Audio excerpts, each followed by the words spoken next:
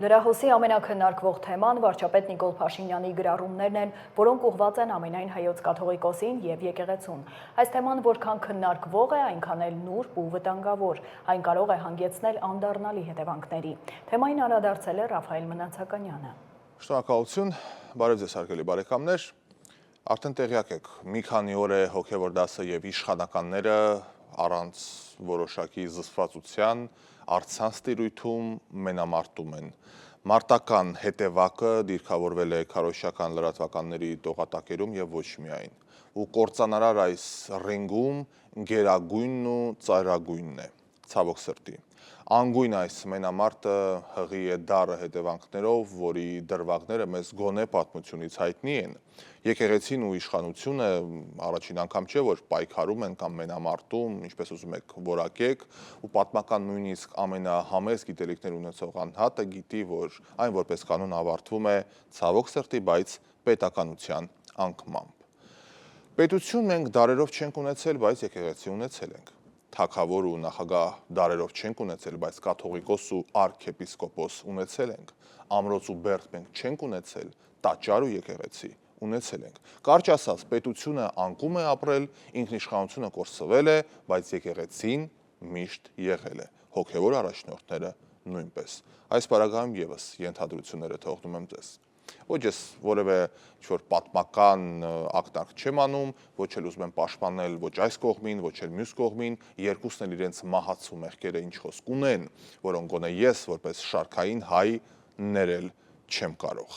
Բայց չպաշտպանել պետությունն ու պետականությունը, հանդես չգալ պետական շահերից ես պարզապես չեմ կարող։ Եվս մեկ անգամ եթերում եմ սա ուզում ընդգծել, ես պետության ու պետականության, ինքնիշխանության ու սուվերենության ջատագովն եմ, մարտիկը և խոնար ծառան։ Ոչ մի եկեղեցի, ոչ մի հոգևորական, ոչ մի հոգևոր հայր, ոչ մի սուրբ գրություն չի կարող գոնե ինձ համար համեմատվել պետության, պետականության, ինքնիշխանության ու օրենսդրության եւ վերջո անգամ սահմանադրության հետ։ Մենք աշխարհիկ երկիր ենք, չէ՞։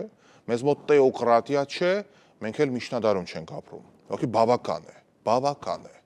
Ընդհանրապես այս պայքարի իմաստն էլ անգամ չեմ հասկանում, ինչպես կարող է մի մարմին, որը բացարձակ պատասխանատու չէ երկրի, ասենք, անվտանգության, տնտեսության, ժամանակակից գիտության, բարձր տեխնոլոգիաների կամ սոցիալ-տնտեսական խնդիրների, թոշակ եւ այլ հարցերում հանկարծ հանդես գա պահանջատիրությամբ, որի հիմքն էլ իդեպ տնտեսությունն է։ Ու ես չեմ հասկանում մարմին, որը ինչ խոսք պատմական առումով անշուշտ կարևոր դեր է խաղացել ազգի կայացման, ինքնության հարցում, բայց հանդես գա քաղաքական շատ բարձր ամպագորգոր հայտարարություններով։ Պահանջում են, ասենք, իշխանությունների հրաժարականը, այն էլ մի քանի անգամ։ Ինձ օրինակ հետաքրքիր է, եթե ժամանակին, ոչ վաղ անցյալում, ասենք 18 թվականին, 2018 թվականին, բա որ այս կողմից հրաժարականը պահանջեին։ Դուք պատկերացնում եք, թե ինչ կլիներ այդ ժամ, բայց չեն արել, չէ՞, դա պատմական փաստ է։ Ընդհանրապես այս հայտարարությունները ոչ միայն վտանգավոր են, այլև խիստ անարդար։ Իհարկե քաղաքականության մեջ անարդարը գրեթե ամեն քայլին է, բայց անարդար է, չէ՞, երբ քեզ ժողովուրդը չի ընտրել, բայց դու պահանջում ես մեկի հրաժարականը, ում ժողովուրդը ընտրել է։ Լավն է, վատն է, արդար է, արդար չի, չգիտեմ, բայց ժողովուրդը ընտրել է մեկին եւ դու պահանջում ես նրա հրաժարականը, բայց ժողովուրդը քեզ չի ընտրել։ Այն էլ երկու անգամ ես պահանջում։ Իդեպ մյուսն էլ երկու անգամ ընտրվել է ու վստահ մեծամասնությամբ։ Անարդար է, չէ՞։ Անարդար է, երբ դու, ասենք, անձեռնամխելի ես, քեզ գործից հանել չեն կարող, բայց դու պայմանական ասած փորում ես մեկի տակը, ում գործից երբ ուզեն կարող են հանել։ Անարդար է, չէ՞։ Անարդար է, երբ որ դու ցմահ ես քո կարգավիճակում, իսկ մյուսը